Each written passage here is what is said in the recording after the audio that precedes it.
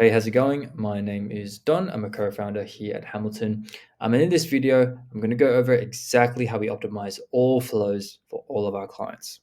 And so optimizing your flows, one thing I just do want to sort of state before we get into this video, optimizing your flows, it's not just about A/B testing. It is a big part of it, but we will go over everything in this doc. So, in this video, you're going to learn why you should optimize your flows. You're going to learn when to start optimizing your flows, how often to optimize your flows, what type of optimizations to make, and we are going to go into A/B testing here.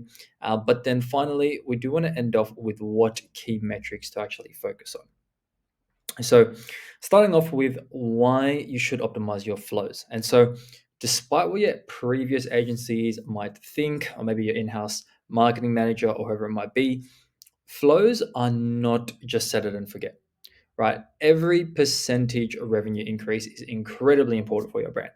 So if your brand is doing $100,000 per month, every 1% increase to your flows is going to be $1,000, essentially an autopilot. And so every 5% increase to your flows per month is now going to be $5,000.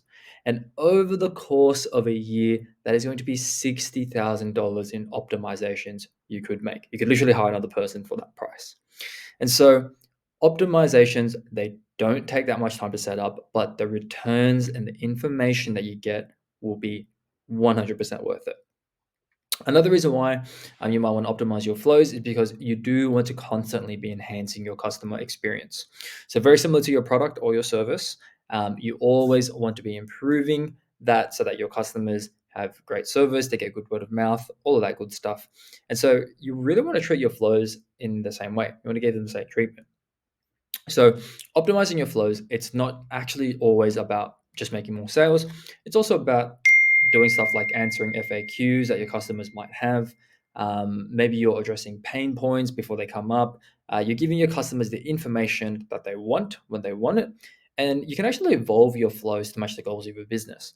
Right? Maybe if this year your business is really focused on products, and then next year maybe you want to shift into like a tech business or something like that. We've seen it happen, and so your flows will obviously need to adjust.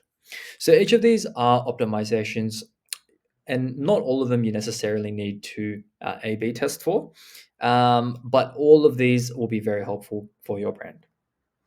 Okay, so when do you actually start optimizing your flows? So, for my recommendation, we basically say you can optimize any flow once they've been receiving data from at least 4 to 6 weeks. So, you can also base this on how many deliveries your flow might have. So, we typically recommend the first email in your flow to have at least 1,000 deliveries before you start optimizing. And then how often do you actually optimize your flows? So you do want to have at least one A/B test running per flow every 4 to 8 weeks. You want to ensure each flow is running steadily, but you do want to be patient with optimizing your flows. They're going to need a lot of time before they have any usable data, and before you make like these, really big key decisions and set them in stone, you want to make sure that you've actually collected enough data before you declare a win in any of your A/B tests or optimizations. Okay, so what metrics do you actually focus on when you make your optimizations? So there's four main ones. Depending on the flow, depending on the email, this may change a little bit, but a lot of this is going to be good general practice across the board. So four key metrics.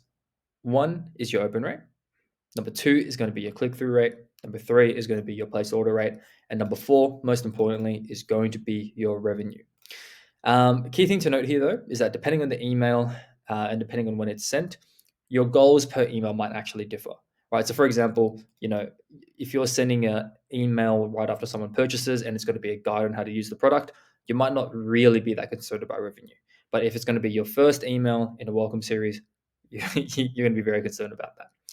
Okay, so remember the first email in every flow is always, always, always going to perform the best. So here is where you expect the strongest metrics across the board. This can be with your welcome series, this can be with your abandoned cart, this can be with your viewed product, whatever. You want to aim for at least a 50 to 60% plus open rate. That will be a healthy standard. In terms of your click-through rate, you'll be looking at anywhere from 1 to 5%. It's a very big deviation, but again, it will depend on what email it is and what number email it is. And you'll be looking at a place order rate from anywhere from 1 to 4%. Very healthy industry standards there. From here, okay, so abandoned checkout, abandoned cart, and browser abandonment is quite unique, where the first email and your last email, they actually tend to have the best performance. But for any other flow that you have, hygiene, healthy standards across all emails after the first email would be anywhere from 40 to 50% open rate. You're looking at 1 to 3% click through rate, and you're looking at a 2% or higher placed order rate. And again, these numbers do vary depending on the email, depending on the goal of the email, but this is going to be a good reference point to start. So if any email in any flow is going to be under these metrics, this is when you want to try and make an optimization at that point. Okay, so what type of optimizations do you actually make? So there's 5 main type of optimizations that we do that we believe is worth experimenting with. When you really think about it, right, you can literally A/B test anything under the sun, right? Like if you want to send out an email, you can A/B test, a green button with a red button or something like that. Like we don't really think those tests are worth it and really give you anything. So these are the 5 tests that we typically run. We think they're going to be fairly straightforward to do, but actually make genuine changes for your brand. The only rule to these, before I get into it, is that you should only make one optimization at a time. Because if you run too many tests at once, it just becomes super difficult to understand what the optimization is that's actually affecting your results. Okay, so here is what we A/B test first. And I'm going to order this in order from easiest A/B tests or optimizations to run for the maximum amount of impact possible. And number 1 is very simply just testing your send times. So test the sending times of emails in your flow. So for example, let's say instead of sending your abandoned cart or your abandoned checkout emails in 15 minutes, try A/B test that against 2 hours or like 4 hours, right? Typically how we do it is if you're lower priced, you might do a shorter delay. And if you're higher priced, let's say, a couple $100, that is when you want to push towards that longer delay. Okay, so some brands we've tested have actually had better results with 15 minutes. Other brands have had, better results with 4 hours. You genuinely don't know until you test. So this is a very, very easy test to do that is high leverage. From there, subject lines and your preview text. So try swapping your subject line with your preview text. We do not recommend changing both your subject line and your preview text at the same time. This pretty much counts as 2 changes, but change the angle, like your subject line or your preview text, right? It's like see what actually drives better open rates. So for example, like if you're saying, thank you for subscribing as your subject line and your preview text says like your 10% code is inside, just try flip that. Try flip it, run it for 4 to 8 weeks, see which performs better, because you'd actually be surprised by what variations might actually work better. Or you can also try, switch out the preview text and you put this USPs in there instead. Tell people what free shipping is in the USP instead of having them open the email. A lot of stuff you can play around with the subject lines and the preview text. Fairly straightforward to do as well, but again, very high leverage test. From here, we're moving on to things which take a little bit more effort. So with this one, you can swap the content. So for example, swap the order of the content that you send it in, right?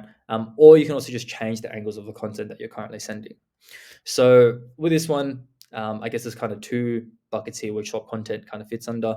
So first, let's just say do an example. If you're sending social proof as your second email, and then you maybe have like your shipping information or your refund guarantees or something like that as your third email, what you want to do is set up 2 separate variations inside of a flow and swap those content pieces to see which order actually performs better, right? So you have your email 1 standard on both sides, but then on variation 1, you might send the social proof first and the shipping information third. And then on the other variation, you might send the shipping and refund guarantee second, and then the social proof last in that flow. And then lastly as well, just in terms of swapping content, if you're using urgency in your emails, swap the content out, right? Maybe create a variation that uses scarcity or instead of urgency, instead of saying like this offer ends in 24 hours, say, there's 10 people left for this offer. That can also work.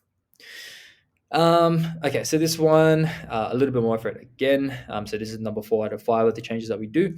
So you can extend or cut your flows. So sometimes the best optimizations is actually just cutting underperforming emails. But you can also add another email after a very well performing email. So this is going to depend on your data. But generally, if an email is performing really well by our standards, 50% plus open rates, it's got like a 1% or higher click through rate. Usually, it's pretty safe to add an email after this one, and it might actually be worth it. So, if an email has 40% opens or lower, or just engagement across the board in that email just isn't where you want it to be, try to sort out the content. Maybe what it's inside the email just might not be interesting. It could be the subject line, but you can also just very simply cut the email. And another thing to note is that if you have a campaign that just pops off and it does amazing and performs really well, great engagement, great sales, it might be worth adding that to your welcome series or your browse abandonment or another flow somewhere. Okay, and then lastly, you can further segment your flows using data. So this actually requires a lot more thinking. It requires a lot more creativity, and you do need to make this very specific for your brand. But for example, let's say you offer free shipping over a price threshold. Let's just say $50. You can use Klaviyo Logic to sort of assess the cart value of someone's cart.